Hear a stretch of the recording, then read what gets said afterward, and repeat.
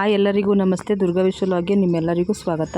ನಾವು ಊರಿಂದ ತಂದಿದ್ವಲ್ಲ ಬಾಳೆಹಣ್ಣು, ಬಾಳೆಗೊನೆ ನೋಡಿ ಎಷ್ಟು ಚೆನ್ನಾಗಿ ಹಣ್ಣಾಗಿದೆ. 3 ದಿನಕ್ಕೆ ಚೆನ್ನಾಗಿ ಹಣ್ಣಾಗಿದೆ. ಹಾಗೆ ಹಬ್ಬ ಇತ್ತಲ್ವ, ಹಬ್ಬ ಇತ್ತು. ಇದು ಮಂಗಳವಾರದ ವಿಡಿಯೋ. ದೇವ್ರ ಮನೆ ಪೂಜೆಗೆಲ್ಲ ರೆಡಿ ಮಾಡ್ತಾ ಇದ್ದಾರೆ. ಮಂಗಳವಾರದ ದಿನ ವೆಜ್ ಅಡುಗೆ ಇತ್ತು, ಮತ್ತು ನೈಟು ತೆಂಬಿಟ್ಟಾರತಿ ಹೊಡಿಸ್ಬೇಕಿತ್ತು.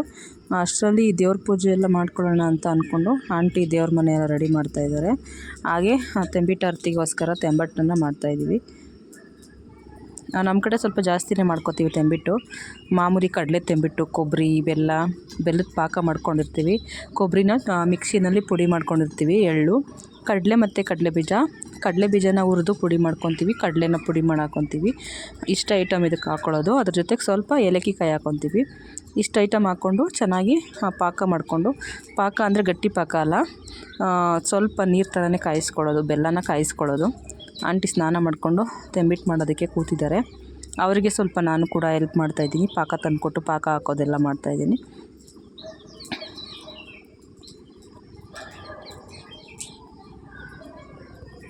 ಎಲ್ಲವನ್ನು ರುಬ್ಕೊಂಡು ರೆಡಿ ಮಾಡ್ಕೊಂಡು ಪುಡಿ ಮಾಡ್ಕೊಂಡು ಎಲ್ಲನೂ ಹಾಕ್ಕೊಂಡಿದ್ದೀವಿ. ಈಗ ಪಾಕ ಹಾಕ್ಕೊಂಡು ಸ್ವಲ್ಪನೇ ಕಲಿಸ್ತಾ ಇದ್ದಾರೆ. ಪಾಕ ತುಂಬ ಬಿಸಿಯಾಗಿರುತ್ತೆ, ಅದರಿಂದ ಒಂದು ಸ್ವಲ್ಪ ಸ್ಪೂನ್ ತೊಗೊಂಡು ಚೆನ್ನಾಗೆಲ್ಲ ಮಿಕ್ಸ್ ಮಾಡ್ತಾಯಿದ್ದಾರೆ.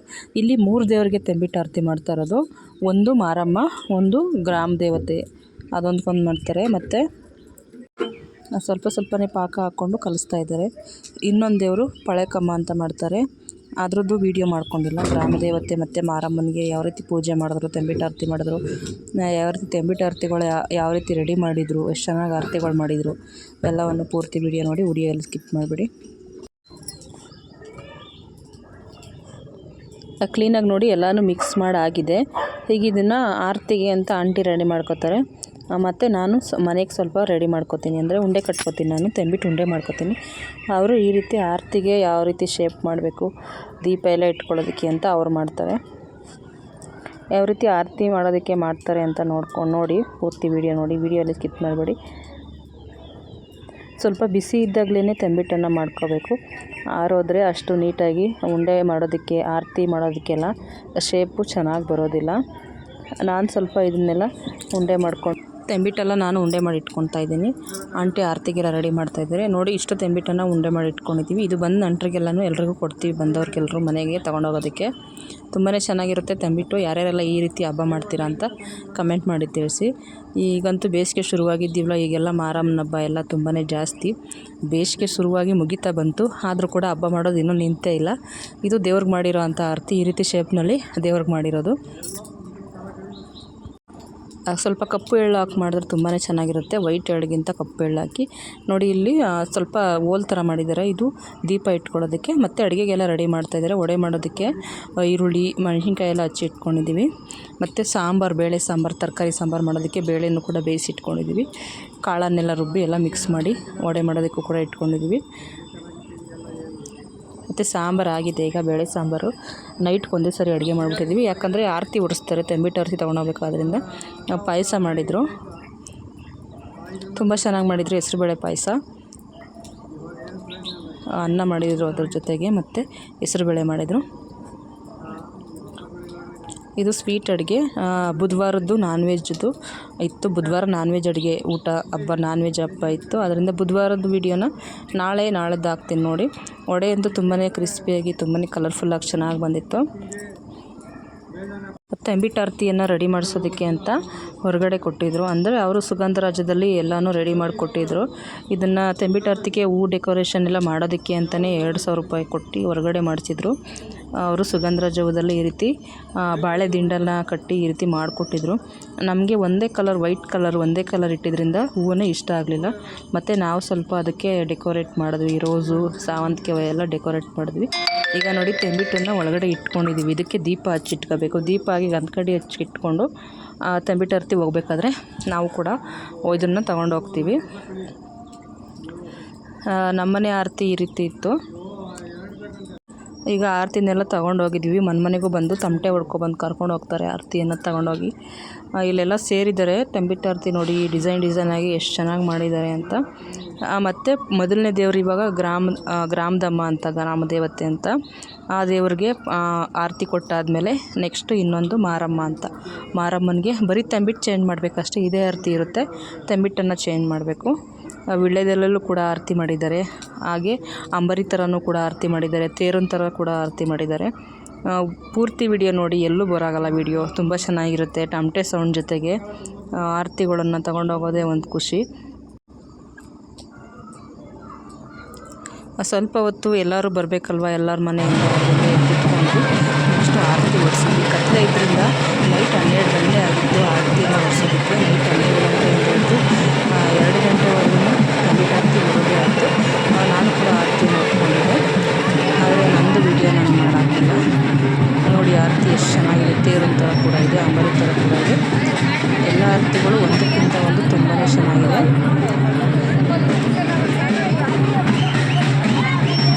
ದೇವಸ್ಥಾನ ಹತ್ರ ಬಂದಾದಮೇಲೆ ದೇವಸ್ಥಾನವನ್ನು 3 ಸುತ್ತು ಸುತ್ತಾಡಬೇಕು. 3 ಸುತ್ತು ಸುತ್ತಾದ್ಮೇಲೆ ನೆಕ್ಸ್ಟು ಅದನ್ನು ದೇವರಿಗೆ ನಾವು ಆರತಿಯನ್ನು ಮಾಡಬೇಕು. 3 ಸಾರಿ ಈ ರೀತಿ ತೆಂಗುಟ್ಟನ್ನು ಇಟ್ಕೊಂಡಿರ್ತೀವಲ್ಲ, ಅದನ್ನು ಕೆಳಗಡೆ ಇಡಿಸ್ಕೊಂಡು 3 ಸಾರಿ ಆರತಿ ಮಾಡಿ ಆಮೇಲೆ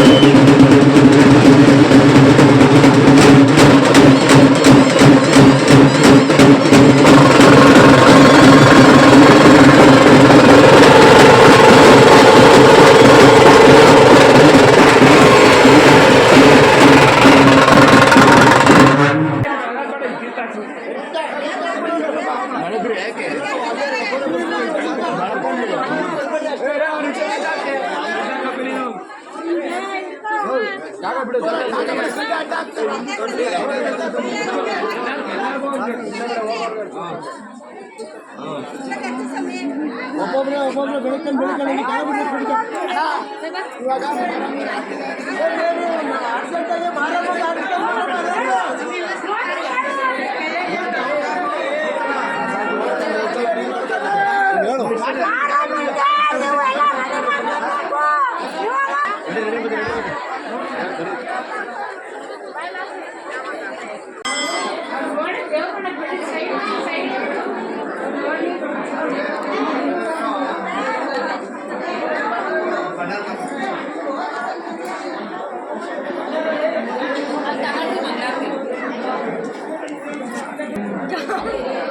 ನಮ್ದಮ್ಮ.